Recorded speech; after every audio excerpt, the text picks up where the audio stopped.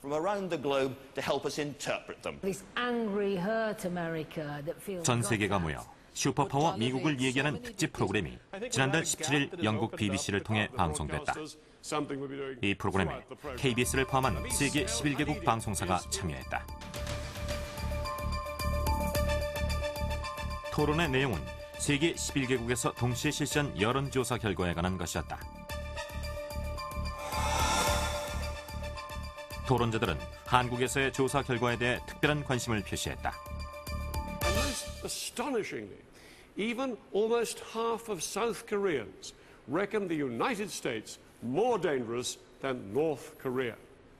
So, we put another famous quote to people. America is reaping the thorns planted by its rulers in the world. Did they agree or disagree with that?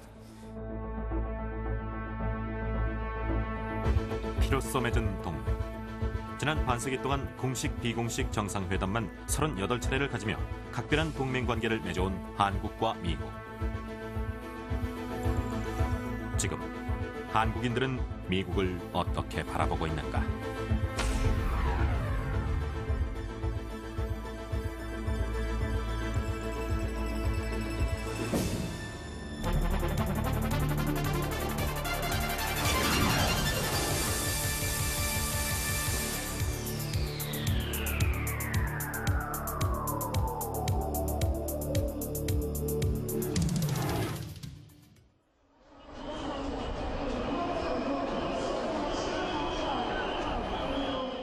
지난달 13일, 여중생 추모 일주기 집회가 있었다.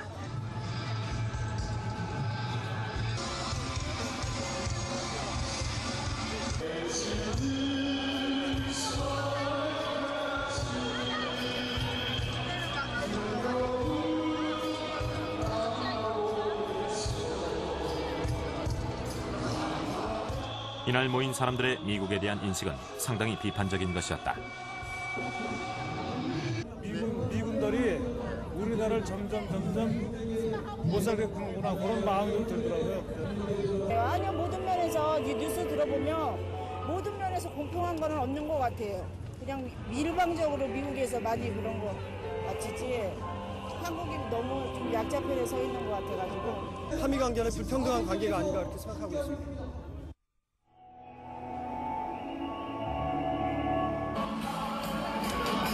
(8일) 뒤 같은 장소에 다른 생각을 가진 사람들이 있었다.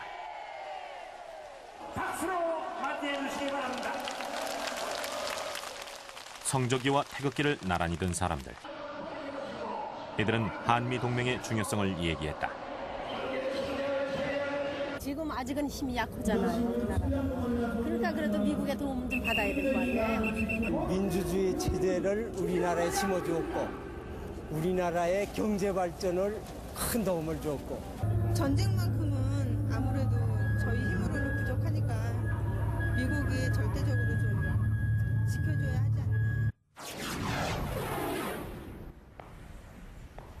여러분을 포함해서 지금 한국 사람들은 과연 미국을 어떻게 생각하고 있을까요? 이번 BBC와의 공동 기획은 이를 확인할 수 있는 매우 좋은 기회였습니다.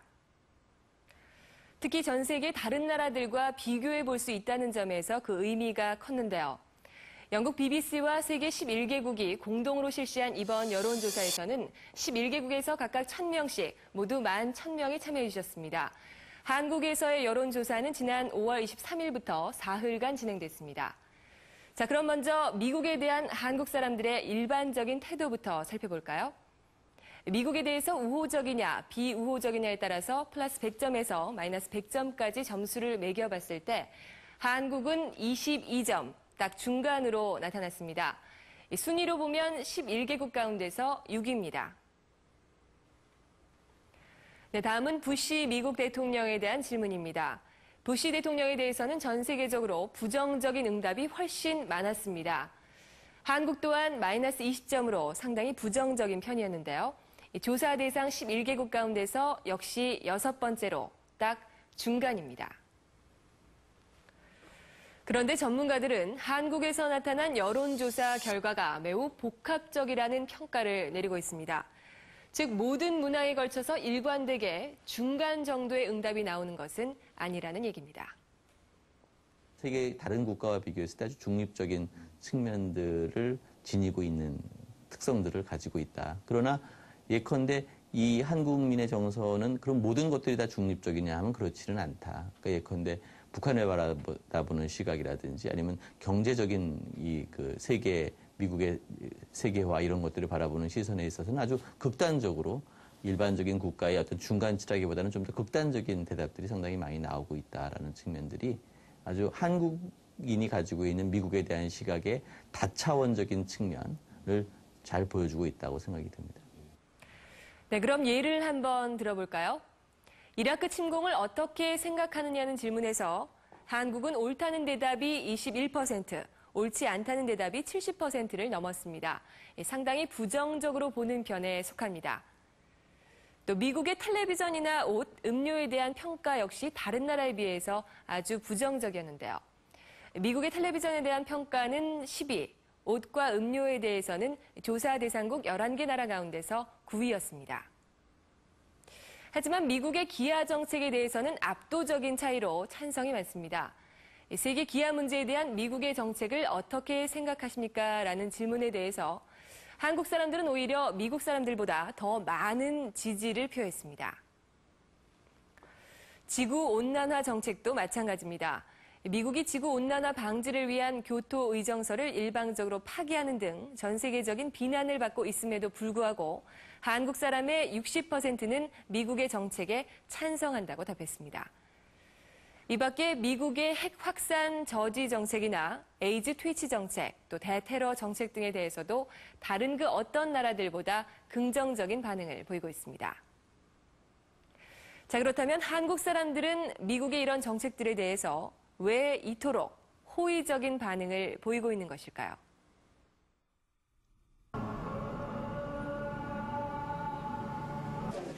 지난달 21일 시청 앞 집회가 있기 2시간 전 시내 한 호텔 커피숍에 한국의 원로들이 한자리에 모였다.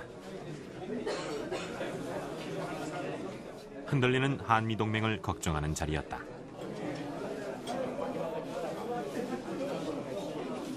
미군이 5일간만 늦었던데 대한민국이 거기서 끝나는 거야.